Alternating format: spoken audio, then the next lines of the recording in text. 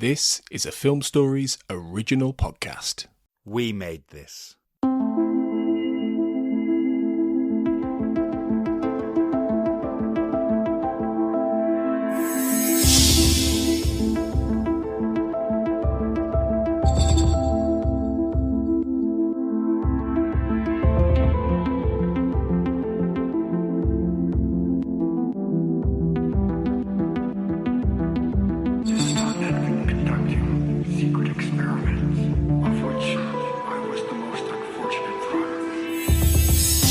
Hello and welcome to the Xcast. The truth is in here. My name is Clara Cook and I'm your host.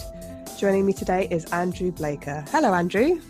Hey, Clara. How are you doing? I'm good. I was just saying that has been a long time since we both recorded together.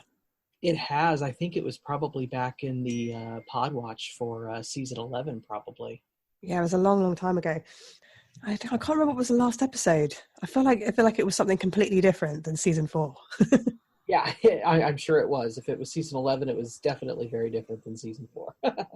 So we're going back in time this time to 1997. And today we are here to discuss the episode Elegy. So this is episode number 22 of season 4. It was first aired on the 4th of May in 1997 and directed by James Charleston. It was written by John Shaban. And according to Wikipedia and IMDb, John Shaban was inspired to write the script by the death of his father-in-law, because apparently as his father-in-law was dying, he said he could see figures in his hospital room. And so John Shaban thought that was kind of, I suppose, a good plot device for the X-Files episode. And he was also inspired by One Flew Over the Cuckoo's Nest. And you can kind of see that in the fact that there's a crazy nurse in a mental institution in this episode. Absolutely. So this episode has an 8.1 out of 10 IMDb rating. Andrew, do you think this is fair? I think it's fair. You know, I always thought of this episode as one of my favorites, and I rewatched it last night in anticipation of this, and I have to say, giving it more of a critical lens, my opinion of it did drop a little bit just by kind of purposefully being a little more critical of certain aspects of it and really, scrutinizing a lot of the episode. But I think overall it really is good, and I think the acting is what wins. This one out for me. Yeah, the performances actually from almost everybody in the entire episode are really good, aren't they? Yeah, absolutely. And I think that is something that really kind of surpasses the writing and the plotting and might account for the higher rating. That I think if you had removed those elements, you might be looking at a very different kind of episode. It's also quite a tragic episode, isn't it? Because almost everybody ends up either dead or injured at the end of it. Mm-hmm. No, it's very much a reflection, I think, on mortality. That's how I saw it. Set ostensibly a ghost story, but really it's more about the idea of I think coming to terms with what might happen, when you die, especially in the character of Scully. So a basic summary of the episode is apparitions of women who've been killed by a serial killer start appearing to people who are alive. And Mordell thinks that they are signs that the people who see them are close to death. So like a harbinger of death. Mm-hmm. Scully, as usual, is skeptical until she sees one herself. And their only clue to solving the mystery appears to be an autistic patient in a hospital. So I actually find this episode pretty creepy, especially the scenes in the bowling alley, like especially in the beginning in the teaser. And there is something very creepy about the idea that these ghosts, well, especially the way they look with their hair kind of flowing in the breeze almost, with their throat slit. Did you find the episode creepy or scary in any way?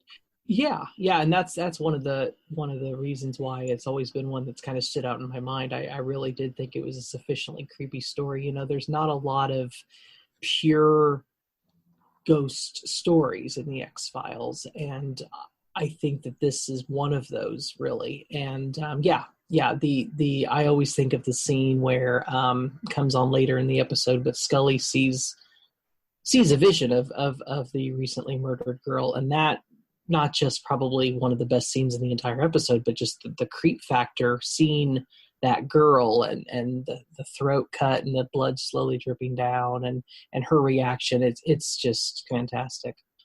And the girl's sort of moaning a little bit, isn't she? But then she's also not able to, she's like moving her mouth, but you can't really hear what she's saying, which is also kind of creepy as well. All in slow motion, which is, really creepy.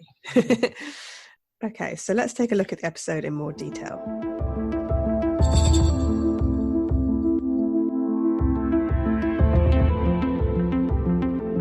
The teaser starts out in a bowling alley in Washington, D.C. that is closing for the night. So they've had all their people bowling and they're shutting up shop. The owner of the bowling alley employs an autistic man called Harold, who is putting away the bowling shoes and counting them as he puts them away.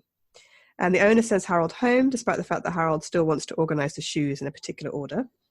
After Harold has left, the owner of the bowling alley sees that one of the machines on one of the lanes is mysteriously working, and a bowling ball comes hurtling back up the lane.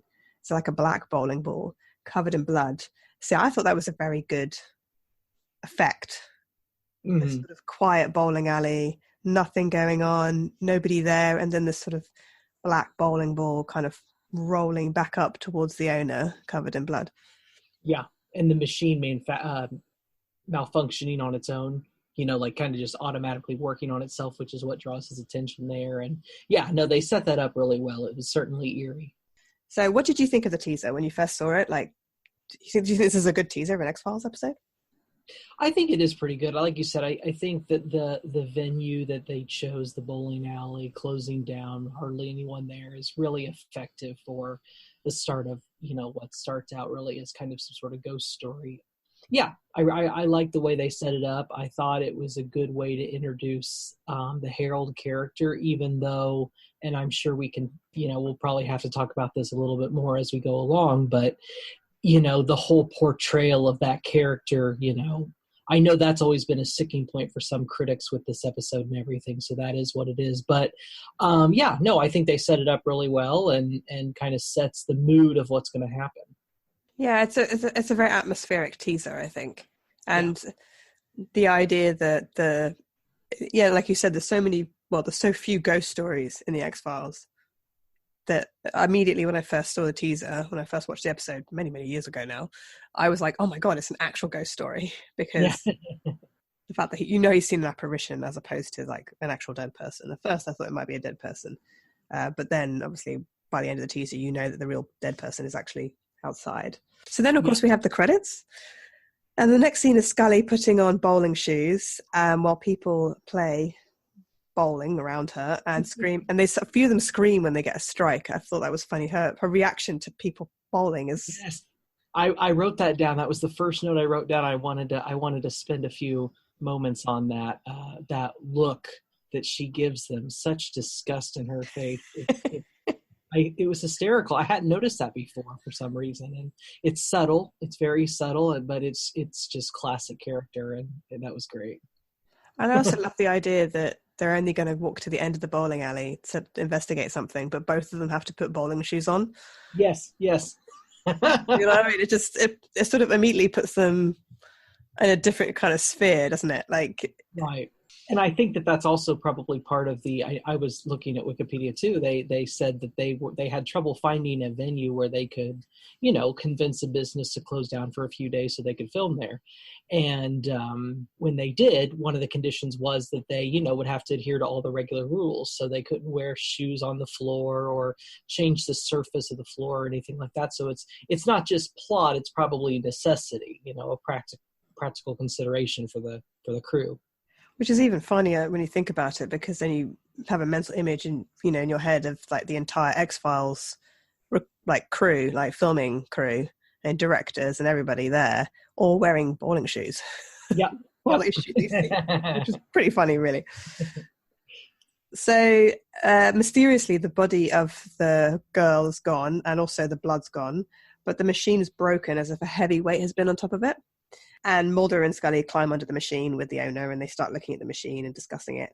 And Scully is characteristically skeptical, although I thought she seemed a little bit irritated at the beginning of this episode. Like she's been dragged out to the bowling alley and she doesn't really want to investigate this. Well, she's looking at those women bowling like you're grown-ass women bowling on a Monday afternoon where, that's what I kept thinking when I'm looking at that look. So yeah, I think she's probably, she's too serious-minded to be at a bowling alley in the middle of the afternoon. But, so yeah, that's the first thing that irritated her.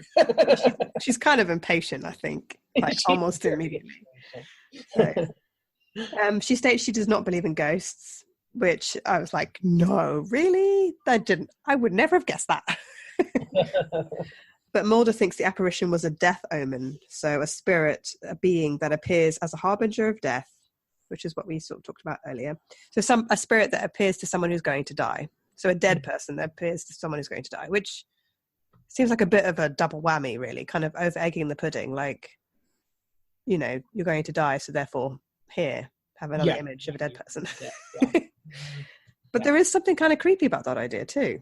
Yeah, I think it's that whole idea, again, referencing the original inspiration for the episode with John Scheiben. He said that his father-in-law was looking around the room as though he were seeing other people in the room. And he kind of got the idea that maybe when someone is that close to their own death, they're seeing some sort of world that we're not seeing. They're able to see to the other side. They're seeing spirits or whoever. And, I think as an inspiration, that's pretty cool. And I think in this episode, it has a lot of bearing. Yeah, and there's also something creepy, especially with that idea in this episode, because the people who are seeing these apparitions don't actually know they're necessarily going to die. But even if they did know they were going to die, you don't know necessarily how, and you don't know what you can do about it. So I think that's definitely the case of Scully. Like, she knows she has a terminal illness, right? But she doesn't know what she can do to stop it. And I guess the owner of the bowling alley, who does eventually end up dead, spoilers, he doesn't know when he's going to die, and he also can't prevent it either. So there's that kind of inevitable dread, isn't there? I've seen a harbinger of death, but I don't really know how to save myself. Exactly. Yeah, and you're right. You're right. The fact that they don't know what it means or what even they're seeing makes it all the more creepy, really. Then Mulder and Scully talk about the case, and Mulder, while talking about it, decides to impress Scully by bowling a bowling ball. And he gets a strike, which Scully is impressed by. So there's lots of little bits like this in the entire series where Mulder does try to impress Scully with his physical prowess. Oh, yes. Sporting talent. Boyish agility. I believe that's the quote he uses in another episode. Yeah, definitely. And also, as well, it's a nice way of David Duchovny showing off that he has very good eye-hand coordination, because we know that David Duchovny was good at sports. So it doesn't surprise me that he's good at bowling. So Mulder explains that this is the third case of this happening in the last few weeks. So different apparitions of different murder victims have been appearing near crime scenes. And other people have been seeing those apparitions. And Mulder somehow knows that there's a message on the waxy floor of the bowling lane, or he suspects there might be something on the floor of the bowling lane. So he asks the guy who owns the bowling lane, the owner, to go get him a Coke, a soda, and then he exposes a message on the floor by pouring Coke over it, which seemed a bit strange to me. That whole thing, I was watching that last night, and maybe I wasn't paying enough attention, but I don't really understand how that phrase, the "she is me," how that got scratched into the wood. I don't really understand if that was something that the harbinger, the wraith, whatever you want to call it, did, or how that was supposed to have gotten there. What are your thoughts on that? Am I missing something? Yeah, I think it's supposed to be sort of like a supernatural thing. So I think you're supposed to think that the ghost somehow manages to scratch it into the floor. But okay. We'll talk about this when we get to the end of the episode, but I'm also not quite sure how that phrase is ever justified throughout the series. Like, so if it's ever fully explained. I mean, what I was thinking when I was watching that little bit of the episode was, I was like, don't they carry like fingerprint powder with them or something? Like, I would have thought they would have whip out like white gloves, and then get out some fingerprint powder and powder the floor, but instead he pours a glass of Coke over the floor. I also don't know how Mulder thought there would be a message. I guess he's just going on a hunch. Pretty much. I think that's kind of an example of where, you you just go with it, right? You go with it. There's not really any evidence that would point to there being a message, but we got to have something to go with. And you're right. There is no real explanation as to how the messages "she is me" in the different crime scenes, how they actually get. Well, they're not actually written on the crime scene, are they? They're scratched when the ghosts appear, or they're painted on mirrors and stuff. Right. But there's not really any indication of why or how. So I think they just did that for creepy effect. Mm-hmm. Yeah, I think so. So the next scene is in the briefing room of a police station. And this is one of those scenes that is classic X-Files, where a whole bunch of sort of, I would say, conventional policemen or detectives or FBI agents are briefing each other on some sort of crime. Mm-hmm. And Mulder and Scully are standing at the back like outsiders. Yeah. And the detective in charge gets annoyed when Mulder whispers into Scully's ear, sort of calling him out like a naughty child in front of a room in a school or something. Yeah. He's like, do you want to share something with us, or whatever he says? So then Mulder explains that the whole concept of the apparition to the detectives, and you can see that Scully is like cringing inside. Yes. And that's one of the best things. They always cut to her in these sorts of scenes, which you're right. These scenes are in countless episodes where, they're the outsiders, they're brought in, and, he opens his mouth and she's, the camera always cuts to her, and she's kind of got that squirmish looking around at everyone like, don't judge me for what he's saying kind of look. And it's definitely their characters. She doesn't not believe him, but she knows how it looks to everyone else that she works with. I mean, he has no concept of how weird he is to other people, does he? No, and he doesn't care. I think that's part of it too. He has no concept, and he doesn't really care. And she does. She's always cared more, I think, than him, and I think that's just a personality trait of hers. But you're right. The scene sets it up perfectly when these sorts of things happen. I mean, I have to kind of admire him for the fact that he doesn't care. Like, that he just kind of comes out and says whatever, like, crazy, wacky theory he has in front of a whole room of people. And there are the shots in this scene where the camera sort of flashes to other police officers sitting there in the rooms, all kind of looking at each other like, what is this guy saying? Which, it's kind of funny. So then it becomes less funny when it turns out the victim's dying words were, "She is me," although they couldn't have been her dying words because her larynx had been cut, which is horrible, actually. So she couldn't scream or anything because basically her throat had been cut so badly that her vocal cords were sort of severed. And that's a horrible idea, actually. It is. It really is when you stop and think about it. So the next scene is a psychiatric hospital. Which is where they're going to follow up on the 999. Sorry, I should explain this. They had a 999 call from one of the victims. 911. In the UK, it's 999. Yeah. In the US, it's 911. And that person had said, "She is me," on the phone and had called an ambulance. Or reported the crime. So they traced that phone call to a payphone in a psychiatric hospital. And Mulder and Scully go there to investigate, and that's where they meet the director of the hospital, person in charge, who is played by Michael Patron, who, as people who listen to the X-Cast will know, played one of my favourite characters of all time in the X-Files, which is the train conductor in episode 731. So yes, I couldn't think of where. I knew he'd been in another episode or two, but yes, now you say it, I see it. I mean, his character in this episode isn't quite as charismatic as the plucky little train conductor in 731 who helps Mulder, take the train over. He plays Michael Alpert, who's basically the director of the hospital. And there's also Nurse Innes, who's played by Nancy Fish, who I think we all know is like an evil nurse. Mm-hmm. Although, did you think she was an evil nurse? Did you see that coming? No, I mean, not upon first watching it, no. In fact, they almost set it up. You have so much focus on Alpert that you think maybe he's somehow involved in what's going on. But no, I wasn't surprised. I'm sorry, I was surprised when, gradually we saw more focus put on her. I didn't think she was going to really be involved at first. See, I felt like I did see warning bells when I first saw her. I don't know, there's something about the way that she's dressed and her hairstyle. I know that you shouldn't judge people dressed in like white like knitted jumpers or anything, but I don't know, she just, because she looks like is it Nurse Ratched from One Flew Over the Cuckoo's Nest? Like she looks like that kind of character, like an evil nurse. No, that makes sense. I mean, and I think that's probably a subtle nod to what was going on there, so they've got to have some sort of telltale sign about her, and I don't have a picture of Ratched, but I'm sure there's some similarities in the dress and the hairstyle there. And she is the only other nurse. Like, you don't see any other medical professionals in this hospital.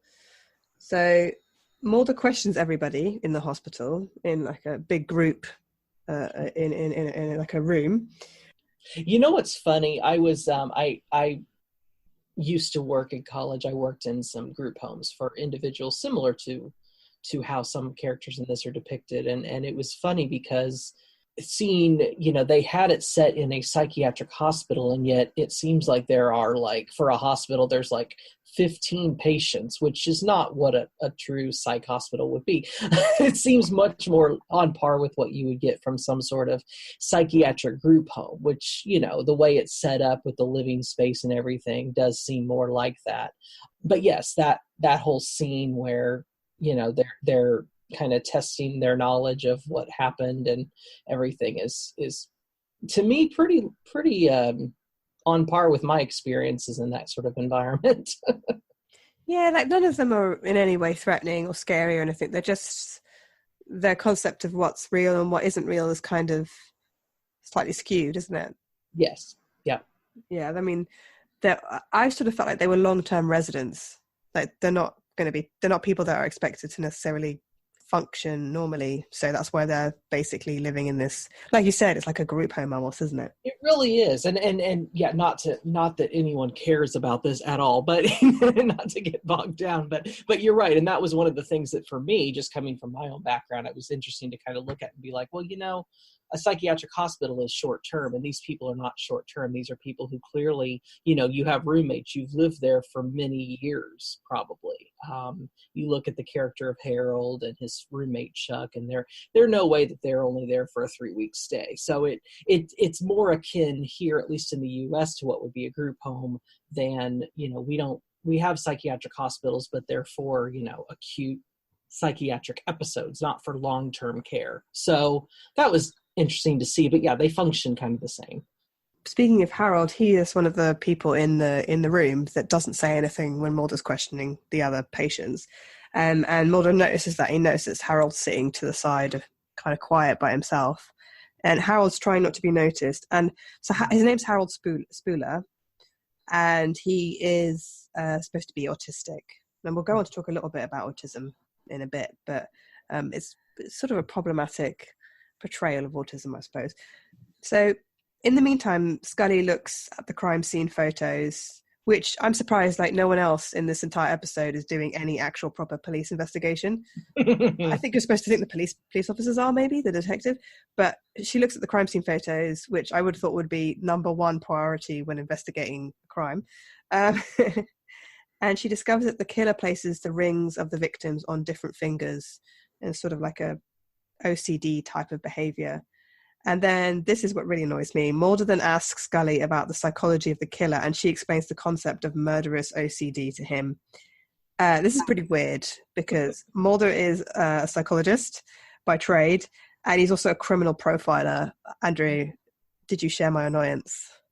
Yes. Yeah, and that's, I feel like that was the first, and then we will get eventually to what I think is the second, like, glaring example of things that this episode, and many other episodes, but this episode kind of, jumps the shark, for lack of a better way to put it, where, Scully she's a medical doctor. Certainly she knows this stuff, but he's a criminal profiler. And there's been multiple episodes where she has to kind of break these things down. And it's like, well, this is his area of expertise, and yeah, they forget, I think the writers and the producer, I think over time they kind of lose track of some of that, and they end up having her, in the official expert medical role, seeming to forget that he's, got the same, similar qualifications for assessing psychiatric disorders as she does. And I think they have to explain to the audience, don't they? So that's why they have somebody saying it. Like they would either have Scully saying it to Mulder or Mulder saying it to Scully, because even though they both might know it, somebody's got to say it so the audience can actually learn what's going on. But I really think in this scenario, they should have got Mulder to say it, because, I mean, he sort of says like, tell me about the psychology of our killer. I'm like, you're the psychologist. That's your job, Mulder. That's your job, yeah. I know. I noticed that too. I was like, and I just think that's, it's just an example of some of those things that, you kind of just have to, you watch and you put up with it, but it's hard because it's glaring. It's like how, it's a simple detail and sometimes it kind of gets skewed. Yeah. It's like they forgot and they didn't have, but they need a show Bible, don't they? So they can go and check like. Oh, we could have 5 podcasts on the show Bible with this world, but yes, you're right. They do. And something like that would probably have prevented that, but yeah. So Mulder and Scully interrogate Harold, who becomes very upset, which leads to both of them to think that he killed the women. Scully says he's violent, or he's reacted violently when he becomes upset, because he becomes very agitated very quickly, which actually, I don't think he did respond violently. I think he just became agitated. And this kind of brings us to the portrayal of autism. So I actually really dislike this portrayal of autism, and I don't think this is very fair. So, because autism is not a mental health condition, it's a developmental disorder. So it's not a mental illness. And Scully actually calls him disturbed. At one point she uses the word disturbed. So Andrew, what do you think of this? Do you think this is fair? No, it's not fair. I think that, so this was 1996, 1997, when this was produced and everything. So, we're looking at over 20 years ago now. It shows just how far things have gone, because now autism is known as the autism spectrum disorder. At least it's over here in the US. I'm assuming it's similar in the UK, where you don't just say autistic or Asperger's or whatever. It falls on some sort of continuum or spectrum.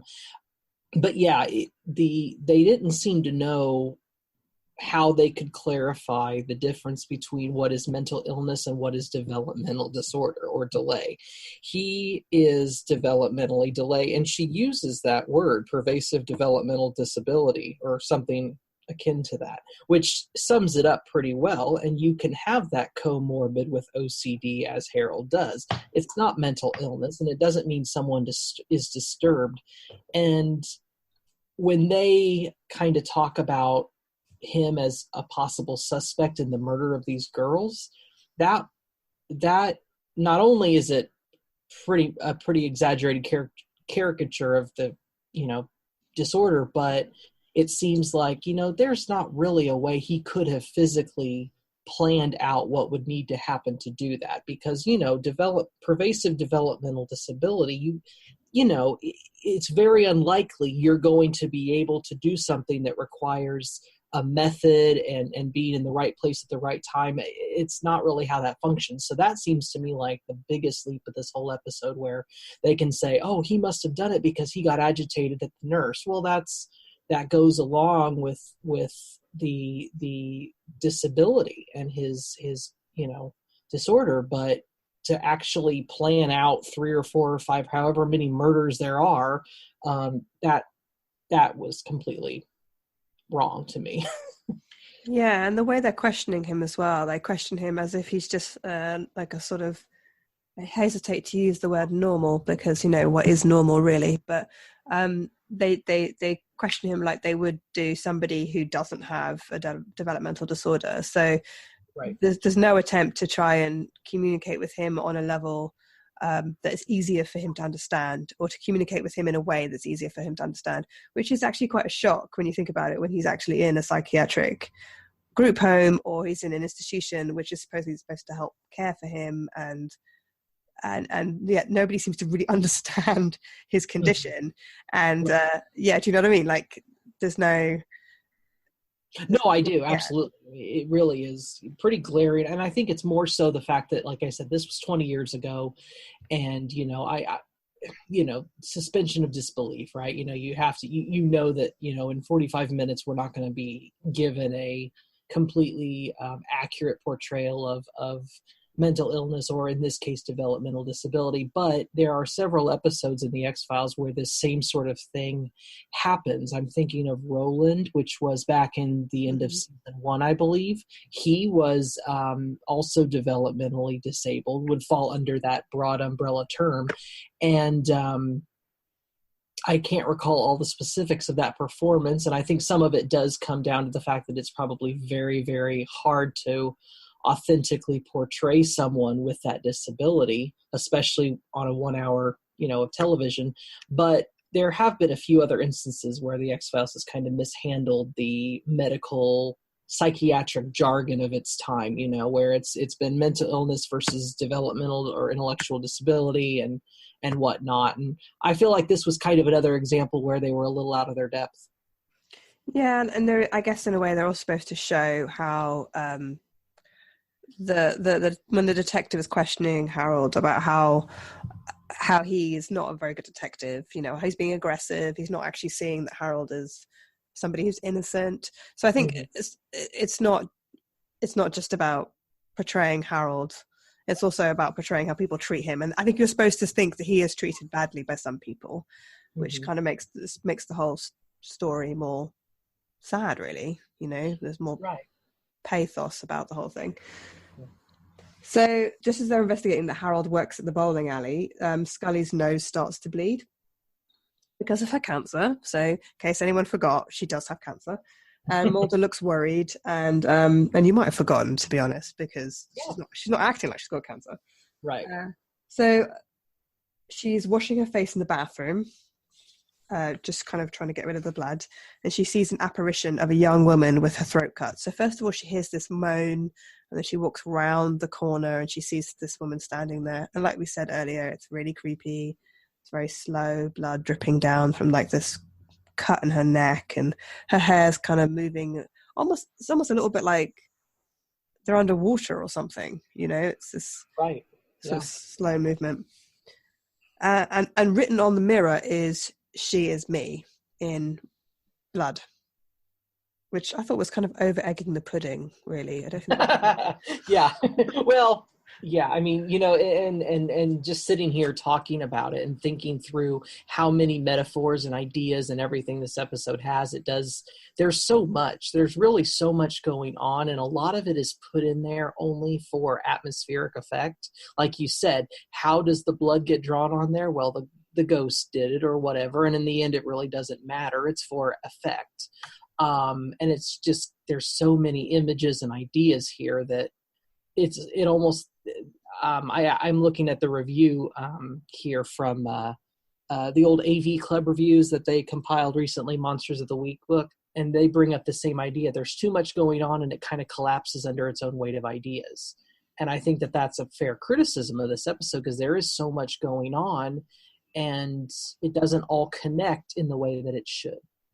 And that's not unusual for the X-Files, actually. The X-Files is one of those shows where they have so many good ideas, and sometimes I feel like the writers are just like, they kind of get excited and they just go over the top with all those ideas, and sometimes it can become, not all episodes, but some of the episodes can become kind of saturated. You're like, either you're doing this or you're doing that, but yeah, sometimes it can go down a whole other path and you're like, what happened?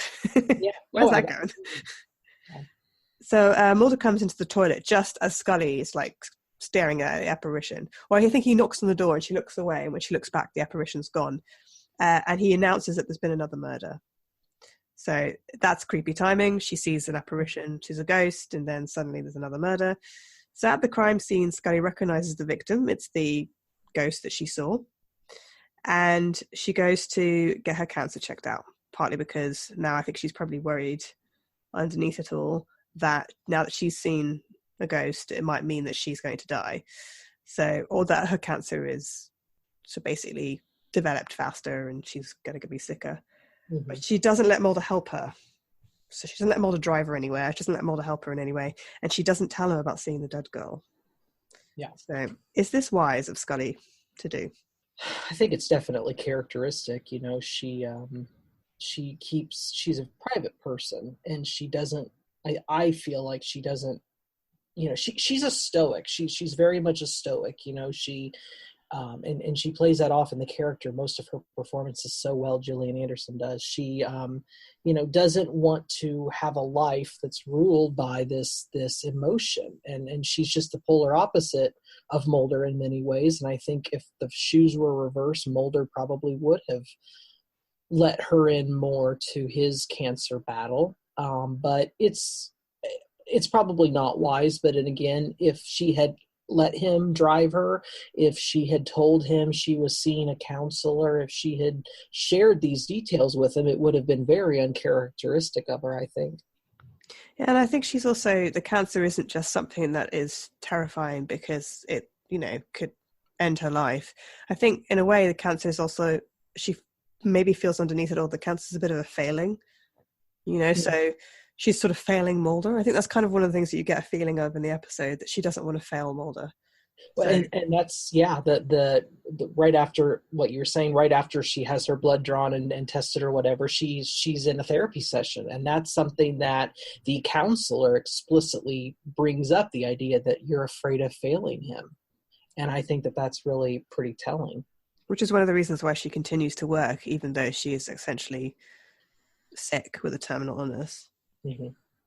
So meanwhile, Harold, who has gone missing from the hospital, is sticking bowling score sheets to a wall in the room behind all the bowling machines. So, or maybe it's above. I don't know. Anyway, it's sort of in the back scenes of the bowling alley. And suddenly he sees apparitions of all the dead women, and he sobs that he just wants to be left alone. And I felt really bad for Harold, because I didn't think he killed them. I never thought he killed them. Right. But to be constantly haunted by these characters is just horrible. Mm-hmm. And this time we get to see all of them, in a row. What did you think of the special effects in this episode? Do you think that the apparitions are actually... do you think that they've survived the test of time? Because I know we have better special effects now than we did back in the 90s. I think for the time they were pretty good. I think looking back, they probably could have been a little less gray. They were a little too, it was too obvious these were dead girls because they had no color at all. Which, I understand it's a ghost, but on the other, I think had it been a little bit more, less gray. Let's see. I don't know. I just wonder how they would have done that in 2018, or with season 11, how they would have portrayed it. I don't think they would have made it quite look that way. I think they would have tried to make it a little harder to discern, this person is in fact dead. And the blood dripping down, that's obviously a CGI thing, which I think probably if you'd seen this episode in season 11, the blood would have dripped down faster. I think, it's just technical limitations at the time, and you can't do anything about that. But yeah, I think they probably would have been a little more updated now. I think it's quite good how slow they are and how their sort of hair moves slowly and their body moves slowly. But I agree with you, the fact that they're grey and see-through does kind of remind me a little bit of cartoon ghosts, in movies. So exactly, yeah. And the music in this episode, one of the things I really noticed was the music changes every time the apparitions come on screen. Mm-hmm. And I thought the music was quite effective. It's and also the lighting as well. Actually, I do think the lighting in this episode is really good. There were certain scenes where I was noticing that it's very soft lighting or darkness with a very small amount of light. And the X-Files has always been good with lighting. But I was quite struck by the scenes behind the bowling machines with Harold, mm-hmm. Which I thought were quite good. Yeah. So Scully visits the hospital for some tests, as we said, and then has a session with the FBI therapist. I always find this particular therapist kind of severe looking.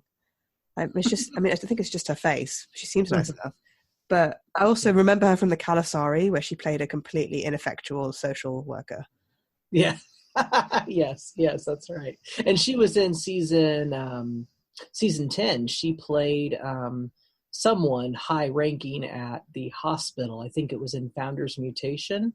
She was in a scene with Mulder and Scully in that episode too.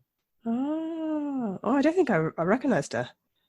Yeah, I think it was, unless I'm making that up. I'm pretty sure it was because I remember because she's the same character that she played in this episode. She plays in another episode, a very, blink and you miss it kind of role. But it's in that sense, it's a recurring character because there's another episode, not the Calasari. There's another one I think that she's in the same. I think she's in role. Irresistible. Yes, that's it. Irresistible, because she's kind of talking about, why she's having such trouble with the with Donnie Faster's case, and yeah. Yeah, and in both sessions, and like as in this one as well, she does kind of hit the nail on the head when she's talking to Scully. Like she understands Scully's psychology, that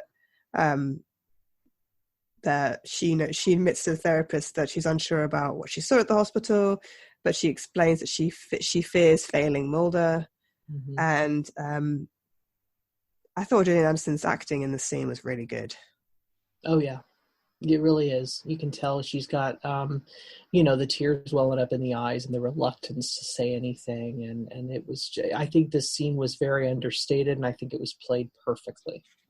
And it's kind of sad that she fears failing Mulder, isn't it? Because it's quite clear by the end of this episode that Mulder just wants to know what's going on with her, and he does want to help. But Scully does that quite a lot. She pushes people away. Like you said, she doesn't want the emotional turmoil to become part of her life. Mm-hmm. Absolutely. And the therapy scene here, that's the second. I said something earlier about two glaring things that kind of took me out of the episode a little bit. The first being the whole, Mulder and Scully, who's the actual, forensic psychologist or whatever. But this one, because unless I read this wrong, Scully's basically been seeing this counselor on and off for some time. She pretty much says as much, which, there is the scene in Irresistible, but I take it that she's seen this counselor on an ongoing basis because the counselor says something to the effect of, we've spoken before about this, and then she reveals that she has cancer, and the therapist didn't even know that. So I don't think it's a frequent thing, but I took this to mean that Scully is the sort that kind of seeks her out for professional or personal guidance. And that seemed, I don't know, I found it a very interesting kind of development for Scully, because I wouldn't see her as someone who would go for therapy just because of, her, kind of reluctant personality and like I said, very strict and logical sort. And I wouldn't peg her as someone who might just willingly seek out this person unless it was some sort of mandate from her supervisor. So I don't know. That was something that I feel like kind of a missed opportunity. If we could have, seen this character more and seen maybe Scully's more reliant on her than we've ever known before. I think it would have been a great opportunity, actually, to have the counselor in the show more, because then, you, like you say, you are seeing more of Scully's character. And also we get to see more of some of the cases, perhaps maybe from Scully's point of view, or more of Mulder from Scully's point of view. I think in this scenario or this situation, I think that surely the FBI would have to make them go see counselors every once in a while, because they are shooting people, aren't they? And they are investigating really horrific crimes. I mean, just after Grotesque, I thought Mulder should be made to see a counsellor, so there are things that are happening to them that... Right. But I'm not sure that the FBI can force people to do that. Well, and I don't know. I mean, I imagine just like probably in other means of law enforcement, I don't know if they probably force it, but they definitely make it available. And so it's probably one of those things where it's highly encouraged. So yeah, I mean, I don't know, specifically if that's true or not, but I could see that that's something that's built into their, training or whatever. So meanwhile, while Scully's being counselled, Mulder goes to the bowling alley looking for Harold. And Mulder discovers that Harold is hiding behind the bowling machines where he's been pasting up all the sort of scores up on the wall. And he's repeatedly saying, "She is me, she is me," because he's scared of Mulder, and so he's hiding in a corner and he keeps saying, "She is me, she is me." So Mulder's like, okay, I got to arrest this guy. So the next scene is that he's taken Harold to the police station, and Harold's in an interview room being interviewed by a detective, the same detective who was shown in the beginning of the episode. And Mulder, with a very vehement lawyer who That's a very small part, but I felt like she was like, this is my moment to shine, and I'm just going to give it my all. She certainly did. Yeah, she was a tough one. I really liked her in this episode. She's been in a few other episodes too, but yeah, I really liked the character in this one. I mean, she's a good lawyer. Yeah. Oh, she is. She's really standing up for Harold. So Harold seems upset and keeps chanting numbers, and Mulder realizes that the numbers are linked to the murdered women. And they take Harold back to the bowling alley because Mulder thinks that the answer is in the bowling alley. They think Harold can show them basically what the numbers are and what he's sort of chanting. So Harold then, while he's in the presence of Mulder and the lawyer and the detective, he turns around and he actually sees a vision of the bowling alley owner, the owner of the bowling alley. And it turns out that like a sort of apparition, like a ghostly vision. And it turns out as he's seeing that, the bowling alley owner is actually just died of a heart attack. Yeah. Which is sad, and Harold's really upset about it because Harold was employed by the owner for many years and obviously considered him someone that he cared about.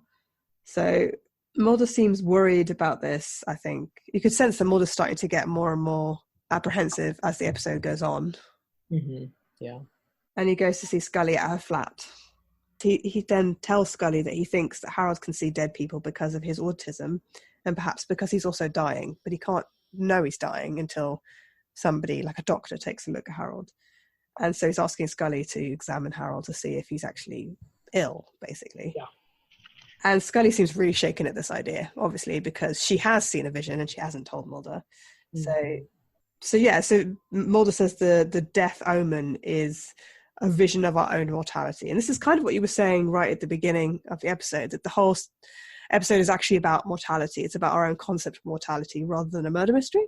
Yeah, I think so. I mean, the ideas, like I said earlier too, the ideas, there's so many of them and they really are, in some cases kind of piled on, but the idea, the metaphor, whatever is there, and it's really all about Scully, I think. And that scene you just talked about where, Mulder really kind of gives his theory, to her, saying that I think people who are near death or who are actively dying or their body is in, failing physical health in some way have this ability to see these wraiths, these visions. And the look Scully gives him, right before the scene cuts away is she knows that that's true. She knows that that's true, and she hasn't told him what she saw, and it's all building toward the end of that episode. So yeah, I think in that respect, there's a lot of good material there.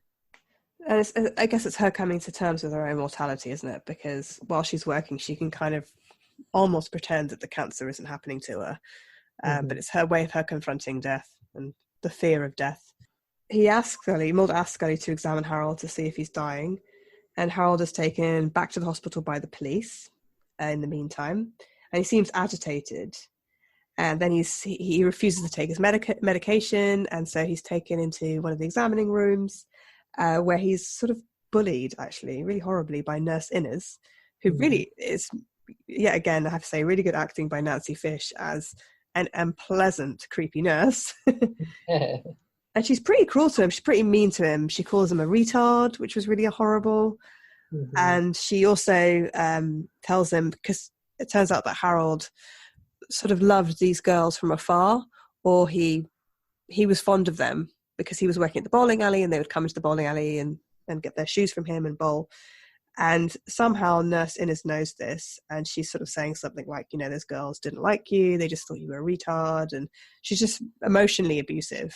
Oh yeah, she gets in there. She's worked with him for so many years, and that's one thing while I do think that she kind of goes from 0 to 60 in terms of being a nemesis for the show. You don't, maybe there's hints throughout the episode, but they turn it up for the last 10 minutes or whatever, and then all of a sudden it's like, oh, here she is. But it's pretty telling as a psychiatric nurse because she knows so much about these people. It's so intimate, and yet in the way she can abuse it, it's what I mean. It's almost more than if it were just some doctor for the first time meeting them. She's someone who's worked with them for so many years, and that makes it, to me, all the more kind of devastating. Yeah, and also he's living there, isn't he? Like you said, it's like a live-in group home. So he's he's like living with this woman who's horrible.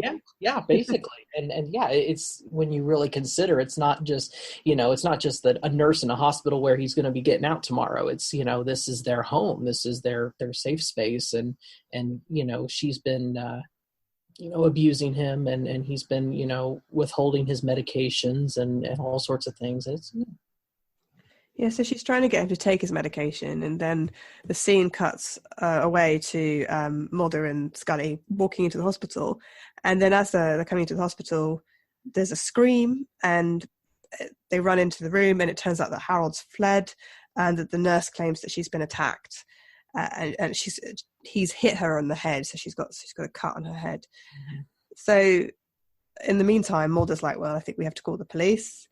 And everybody's sort of acting like, oh dear, Harold's finally lost it. And, obviously he's become violent. And I was a little bit like, I don't know. They basically jumped to conclusions pretty quickly.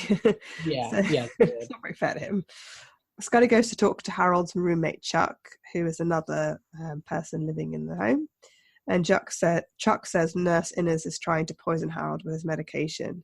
And it's shown in the next shot that she's actually hiding a scalpel in her, like a little knife in her pocket. Mm-hmm. Scully confronts her in the bathroom. So basically she goes into the bathroom to wipe the blood off her head, and Scully confronts her in the bathroom, and they sort of talk kind of calmly for a little bit. And then Nurse Innes but she comes across her taking the pills. So Nurse Innes is actually taking the medication that's meant for Harold. Mm-hmm. And as they're talking, the nurse becomes sort of irrational and aggressive and attacks Scully with a scalpel, and Scully is forced to shoot her. So I thought the scene was actually really good. I thought Nurse Innes's like white outfit and the blood on her sleeve and the way she sort of attacks Scully is really sort of bunny boilerish. Do you know what I mean? Yeah, no, it's a good contrast to think about. It really is. Yeah, she, the way they set that up, and I always thought this about like you said earlier, the lighting. There's a couple scenes set in the bathroom in this episode, and one is where Scully sees the girl, the murdered girl, and then this other one where they have kind of a little fight sequence, and yeah, I really thought that they set the scene up pretty well. I was a little confused. I had to really kind of stop and think about exactly, I felt like you said they jumped to some conclusions, and I think that they kind of jumped to conclusions that prove correct about the nurse. But again, the whole thing seems a little bit rushed to me, and she just happens to walk in on her with the meds, and it confirms her suspicions, but it happens so quickly that you really do kind of just have to, they end up filling in the blanks with, Scully narrating about, how taking the meds when you don't have that condition can have the opposite effect. And, a lot of the blanks have to be filled in, because I did feel like they just rushed the last 10 minutes a lot. Yeah, it does feel a little bit far-fetched. The reasons for why this nurse would be murdering people, I think. Mm-hmm. So it does. I feel like I agree with you. I feel like it does come out of the blue. It comes out very late in the hospital, very late in the episode. I feel like they could have actually given some hints earlier. I know they probably wanted it to be a twist, but it's so much of a unexpected twist that it does. You're like, what? Yeah, it really does. Strange.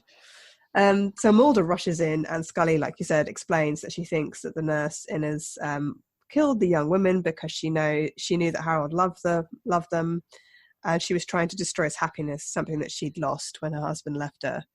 And yeah, I was just like, what?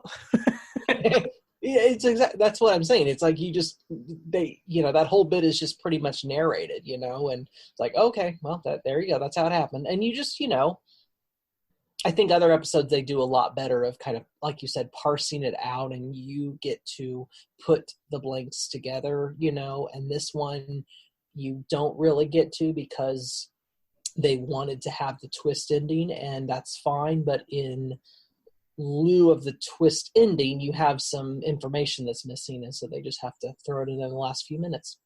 Yeah, even just a few lines earlier in the episode where the nurse talks about how her husband left her or something, I don't know, for a younger woman, might have tied together better, like perhaps maybe her motive for killing all these young women. It sort of just sounds like she just went insane. She does say at one point, living with all these crazy people, can make you crazy. Or she says something like that, which I also object to, because it's like the idea that mental illness is catching or something. Do you know what I mean? But Right. The X-Files is not the only show to sort of perpetrate that idea. That's something that you see a lot in shows, like in, I would say, before the last 10 years, like anything before people started becoming more aware of mental illness. So Mulder reveals that they found Harold a few blocks from the hospital and that he's died of respiratory failure. So that was just really sad. Yeah, they just pile it on in this episode. They really do, don't they? I mean, it just, you meet someone, they die, and, it just keeps going and going and going. It's a little much. Oh, yeah. I just think it's kind of sad because Harold's obviously fled from the hospital in fear of the nurse and also of being arrested by the police, and he's scared. And he's basically died while he's frightened. Yeah. So they sort of said face down in an alleyway, and I'm like, oh man, that's horrible, because he's a real innocent. What a tragic way to go. So Scully's upset, and Harold's death sort of prompts her to tell Mulder about seeing the apparition of the fourth victim. And then they have a little argument where it's a gentle argument, but it is an argument, where Mulder is annoyed that she didn't tell him, and Mulder basically thinks that she's in denial about how she's dying from cancer, which is probably quite true. Yeah. So, do you think Scully should have told Mulder about seeing the ghost? Sooner than she did, I would say so. Yeah. But, like I said, again, it makes sense that she didn't, because, she's in the middle of a procedure. She doesn't want to fail him. She has these probably relatively, skewed conceptions of herself and her responsibility to Mulder and her work and all that, but she doesn't want to disappoint him, and she doesn't want to take away from their investigative duties. She's the one poring over the crime scene photos. She's the one doing some of the legwork that, other people aren't doing. So I think she probably felt like, it would have not been appropriate, even though that's not true, but that's what she has told herself for so long before cancer, even just disclosing personal feelings or whatever. It's very hard for her to do. So again, it makes sense that she did not tell him until that last minute. I think it's especially hard for Mulder because he really doesn't like it when people lie or omit something. That's one of the things that you see throughout the entire series, is that, I mean, not just Scully, anybody, he doesn't like it when anybody doesn't tell the truth. I mean, the whole sort of tagline is, the truth is out there, right? So Mulder's all about the pursuit of the truth. And so the idea that Scully would not tell him about something paranormal that she's experienced, like Scully the skeptic, I think is particularly a particular type of betrayal for him as a character. I can see why he's annoyed, definitely. I mean, I wish that something came out of this particular conversation, but as we well know, the next episode is a completely different story. And we know that this isn't really going to be, I mean, the cancer arc will be picked up again, but we know that this particular conversation, like, nothing's going to come out of it in the next few episodes. So. Right. Isn't that the way it goes, though? And that's one of those things I was talking about, the whole idea, maybe she's been seeing a counselor, and, and again, these episodes are written by a whole bunch of different writers. So, they all have their own ideas and they bring their own stuff to it. And that's what makes the show great. But I do think a downside to that, the lack of a show Bible maybe, is that, there are so many little asides that you get dropped in these little morsels throughout episodes, and they're never picked up again, and some of them are funny, some of them are kind of dramatic, and I always find myself thinking, what could have been if we had followed through on this plot line or this little thing. And I feel like this episode had a few of those, especially in terms of Scully's cancer arc. It's only mentioned a couple times before we get Gethsemane and Redux, which is the start of season 5, and she's in a bed in a hospital dying. It goes from 0 to 60 so fast, and it doesn't really it misses out on some of those emotional elements. And that's one of the reasons why I like this episode so much, because it's one of the few instances we get between Memento Mori and Redux. And again, after the cancer is over, there's not a whole lot more to say about it. So the show's always kind of gone too fast over some of that for whatever reason. So one of the rare episodes where it kind of, you get to, delve into that is always kind of exciting to me. So Scully then leaves to go home, and she gets in the car where she starts crying, which is really sad. And then she sees a vision of Harold in the back seat. So she's definitely still seeing like the apparitions, knowing full well that these are signs that she's going to die. So one of the things I did want to ask you, I mean, you're talking about the other episodes in the cancer arc. Do you feel that this episode falls in a good sequence? Like, in terms of, is this the right place in season 4 for it to fall? Because I sometimes wonder if it should come earlier.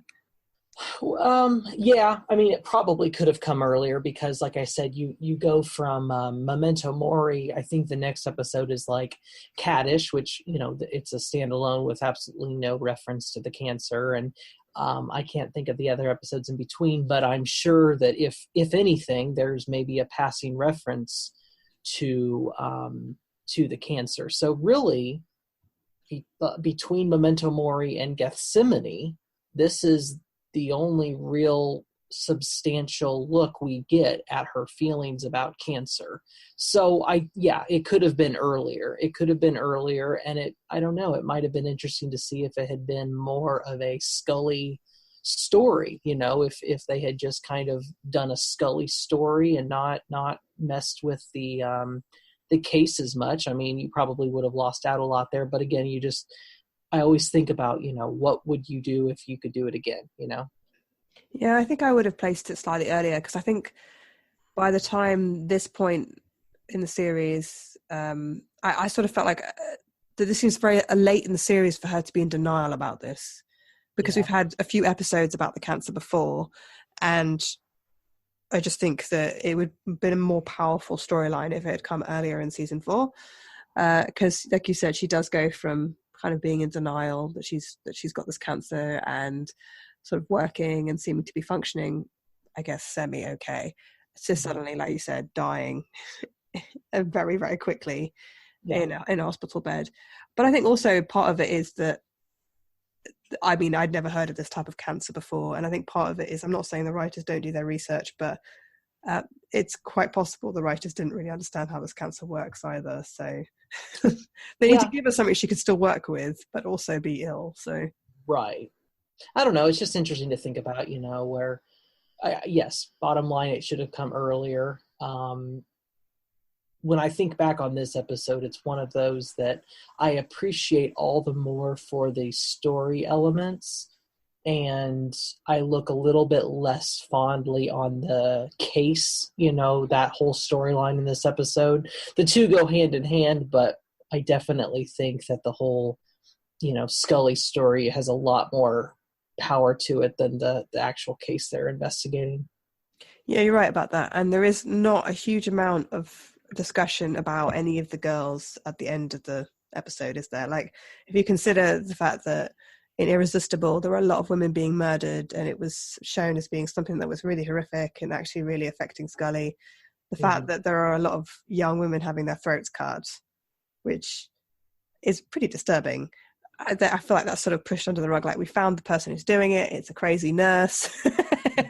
Well, like you said, I think it was pushed under the rug so that the ideas relating to Scully's issue, there's so much ideas and things in this episode and images that I think that those end up outweighing the actual gravity of the case, which I don't think is probably the right call, because like you said, you treat something that could have been more like Irresistible, and you could have really portrayed the degree to which this is affecting Scully and her health, and instead, we've got the images, which are, certainly powerful, but are they as important as the actual case that they're working on? Yeah, that's a good point. Yeah. So the women are just sort of like a narrative device, really, aren't they? Mm-hmm. Yeah, I think that's fair. And like you said, it's even hard to really figure out what does she is me even mean. Yeah, I still don't know. Well, like, okay, so if Nurse Innes is writing it, or, well, no, I guess that wouldn't be right. If the girl is writing it on the mirror, like when Scully's in the bathroom, she is me. Is that referring to the nurse? Is that referring to the other dead girls? I'm glad it's not just me that doesn't have an idea what that even means. Or is it the ghost saying she is me, like I'm the ghost of the dead person? Or my ghost? Yeah, well, that would be the most literal, and that makes the most sense, actually. She is me. You're seeing me murdered. I mean, that would be the best guess. I don't know. I feel like that'd be kind of obvious when you saw the ghost. Like the same person. But maybe not. Who knows? So what would you give this episode? Like, what number would you give out of 10? I'd probably give it like a 7.5. Like I said, it went down slightly for me rewatching it with, a more critical eye to, kind of point out things to talk about. But I think Gillian Anderson's acting in this is just right on point, and I think that the characterization of Scully is right on point. And Mulder, who, again, it's not his story in this, but he plays his role very well too. I think all of that, not to diminish the case and say it's a bad writing or anything, because it's not, but those character elements for me are what make this episode good. Yeah, I agree. I think it's the fact that they really got Scully's character completely right. And to a certain extent, Mulder, like you said, he's much more of a backseat character in this particular episode because it is about Scully. But yeah, they're both very well written. It's very much recognisable that they are who they are, like compared to other episodes as well.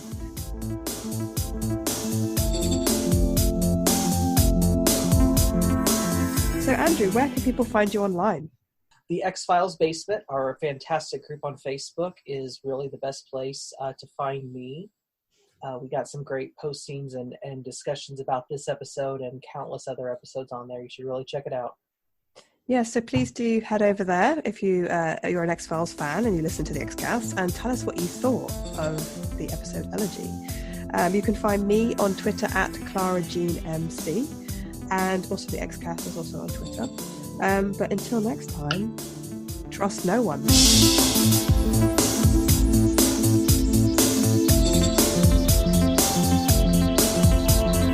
The Xcast, an X-Files podcast, is produced and hosted by Tony Black, alongside a dedicated team of podcasters and X-Files fans. You can find the show on Twitter at the X_cast, on Facebook by typing in the Xcast, or inside our group, the X-Files Basement, an Xcast podcast fan group, plus on Instagram by typing in the XFcast. If you're a fan of the show, why not support us on Patreon? Exclusive bonus episodes, early access to new episodes, plus become part of our Xcast community in the Patreon department. To see our monthly subscription options, just head to patreon.com/the Xcast. That's patreon.com/the Xcast. We'd love to see you join our Patreon community.